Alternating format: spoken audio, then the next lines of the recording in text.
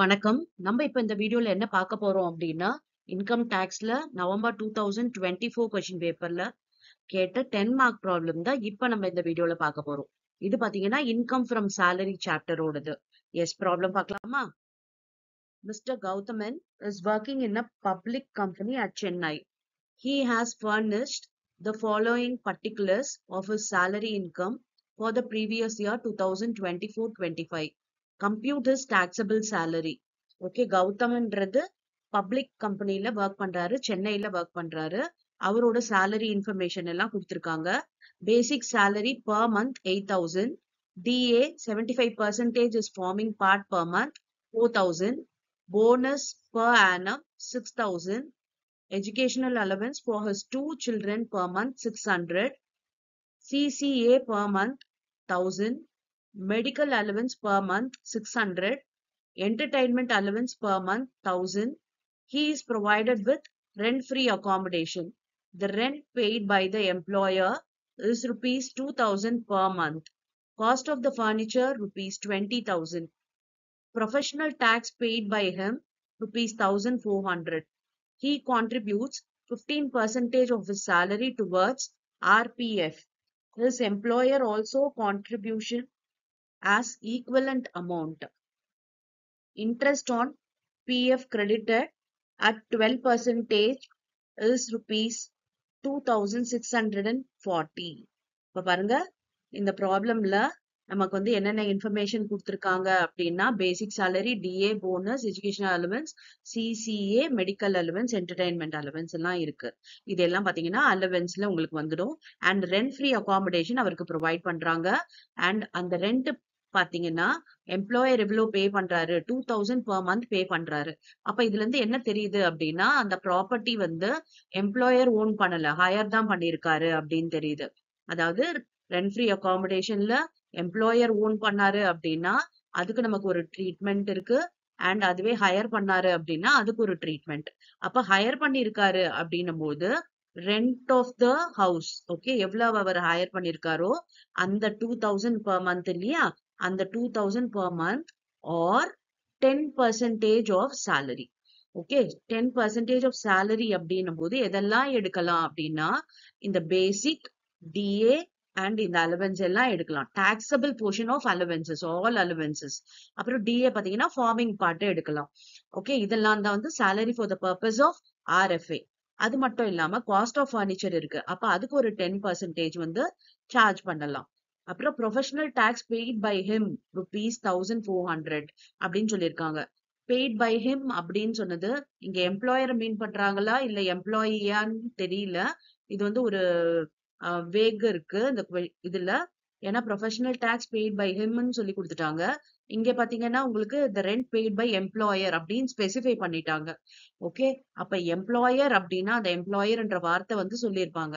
ஆனா இங்க அதுக்கு பதிலா என்ன சொல்லிட்டாங்க, professional tax paid by him. ஹிம்ன்றது இங்க யாரு அப்படின்னா கௌதமனை தான் இவங்க மீன் பண்றாங்க. ஓகே, அப்ப இந்த ப்ரொஃபஷனல் டாக்ஸ் வந்து நம்ம சேலரிக்கு எடுக்க வேண்டியது இல்ல, பட் டிடக்ஷனுக்கு இதை நம்ம கிளைம் பண்ணிக்கலாம்.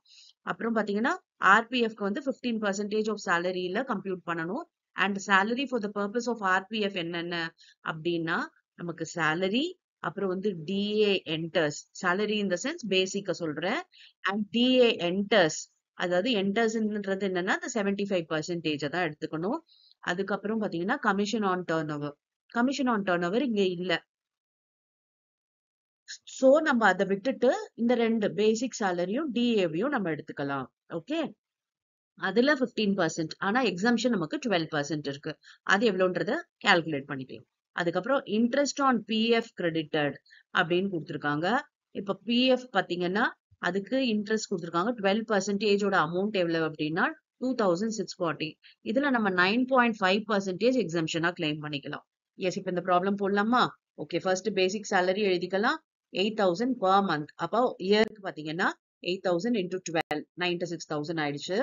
அதுக்கப்புறம் DA ஃபுல்லாவே இங்க போட்டுக்கலாம். ஓகே, DA வந்து 4,000 per month. So 4,000 into 12, 48,000. அப்புறம் போனஸ் ஆனம்க்கு தான் கொடுத்துருக்காங்க. ஸோ நம்ம அப்படியே போட்டுக்கலாம் 6,000. எஜுகேஷனல் அலவன்ஸ் பாத்தீங்கன்னா 2 சில்ட்ரனுக்கு 600 per month. அப்ப 600 into 12, 7,200 வருது. இதுல நம்ம எக்ஸம்ஷன் எவ்வளவு அப்படின்னு பார்த்தோம்னா 100 ஃபார் 1 child up to 2 childக்கு நம்ம கிளைம் பண்ணிக்கலாம். அப்ப 100 into 2 into 12. ஏன்னா ஒரு மாசத்துக்கு 100. So 2400 போயிடுச்சுன்னா 4800 taxable. அதுக்கப்புறம் CCA. Okay, city compensatory allowance 1000 per month. அப்ப 1000 into 12. 12,000. Medical allowance, it is fully taxable தான். Exemption எல்லாம் கிடையாது. அப்ப 600 into 12. 7200. Entertainment allowance பாத்தீங்கன்னா முதல்ல நம்ம இன்கமா காமிச்சிடணும். அதுக்கப்புறம் கவர்மெண்ட் எம்ப்ளாயா இருந்தா நம்ம டிடக்ஷன்ல கிளைம் பண்ணலாம். இவர் பாத்தீங்கன்னா பப்ளிக் கம்பெனில தான் ஒர்க் பண்றாரு. கவர்மெண்ட் எம்ப்ளாயி கிடையாது. அப்ப என்டர்டைன்மெண்ட் அலவன்ஸ் 1000 into 12. 12,000. ஓகே. இப்ப வந்து வேல்யூ ஆஃப் RFA போடலாம். RFAக்கு பாத்தீங்கன்னா நம்ம salary முதல்ல அதுல 10% கண்டுபிடிக்கணும். இல்ல இந்த 2000 per month. Per monthனா மொத்தம் எவ்வளவு? நமக்கு 24,000. இது ரெண்டுத்துல எது லெஸ்ஸோ 10% of salary or 24,000 whichever is less வந்து நம்ம எடுத்துக்கலாம். அப்ப salary இன்னும் போது இந்த 96,000 பேசிக் எடுக்கணும். டிஎன்எஸ் அலவன்ஸ் பாத்தீங்கன்னா 48,000ல 75% தான். ஏன்னா இந்த 75% தான் ஃபார்மிங் பார்ட் இல்லையா? அப்ப 48,000 into 75% போட்டோம்னா 36,000 வரும். அதுக்கப்புறம் பாத்தீங்கன்னா போனஸ் எடுத்துக்கலாம். அப்புறம் எஜுகேஷனல் அலவன்ஸ்ல இந்த டாக்ஸபிள் போர்ஷன் 4,800 தான் எடுக்கணும். இந்த 12,000 எடுத்துக்கலாம். இந்த மெடிக்கல் அலவன்ஸ் 7,200 அண்ட் இந்த என்டர்டைன்மெண்ட் அலவன்ஸ் 12,000. இது எல்லாமே எடுத்துக்கலாம். பாருங்க, இது எல்லாத்தையும் போட்டுட்டு 10% அதுல கண்டுபிடிக்கணும். ஓகே, 10% போட்டோம் அப்படின்னா 17,400 வருது. ஆர் நம்ம 24,000 அதாவது salary ரெண்ட் பே பண்ணிருக்காங்க இல்லையா, அது 10% of salary or 24,000. இது ரெண்டுத்துல லெஸ் எது? 17,400 தான். சோ அதனால தான் நம்ம அந்த வேல்யூ ஆஃப் RFAன்னு சொல்லியிருக்கோம். இப்ப இது மட்டும் விட்டுறக்கூடாது. அவர் என்னது காஸ்ட் ஆஃப் ஃபர்னிச்சர் ஒரு 20,000 இல்லையா, அதுல 10% போடணும். 10% போட்டீங்கன்னா 2,000. அப்ப மொத்தம் எவ்வளவு அப்படின்னா 19,400. ஓகேவா? எஸ். அடுத்து பாத்தீங்கன்னா RPF. RPFக்கு 15% of salary.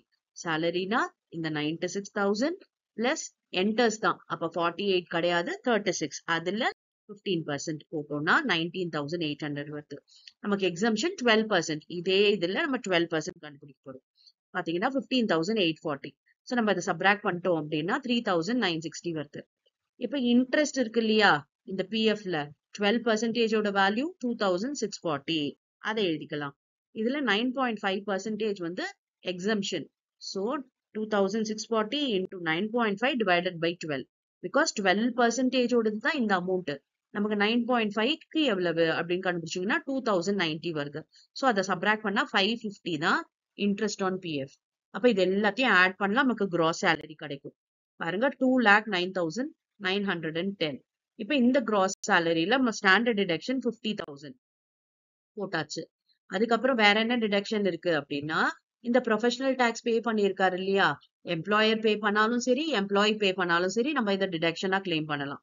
1,400. அப்ப மொத்த டிடக்ஷன் எவ்வளவு அப்படின்னா 51,400. ஒருவேளை இவர் கவர்மெண்ட் எம்ப்ளாயியா இருந்தாருன்னா, இப்ப இந்த என்டர்டைன்மெண்ட் அலவன்ஸ் 12,000 இருக்கு இல்லையா, அதையும் நம்ம இங்க சப்ராக்ட் பண்ணிக்கலாம். புரிஞ்சுதா? இப்ப 2,09,910ல இந்த 51,400 மைனஸ் பண்ணா வர்றதுதான் நெட் சேலரி. ஏன்னா கொஸ்டின் என்னன்னா டாக்ஸபிள் சேலரின்னு கேக்குறாங்க. டாக்ஸபிள் சேலரின்றது என்னன்னா நெட் சேலரி தான். பாத்தீங்கன்னா 1,58,510. ஓகே, ஈஸியா இருக்கு இல்லையா ப்ராப்ளம்? ஓகே, சேலரி சாப்டர் ரொம்ப வாஸ்டா இருக்க மாதிரி இருக்கும், பட் ரொம்ப ஈஸி தான் நம்ம ஒர்க் அவுட் பண்ணும்பொழுது. எஸ். இப்ப நெக்ஸ்ட் பாத்தீங்கன்னா வேற ஒரு சாப்டர் நம்ம ப்ராப்ளம் பார்க்கலாம். Thank you for your patient listening.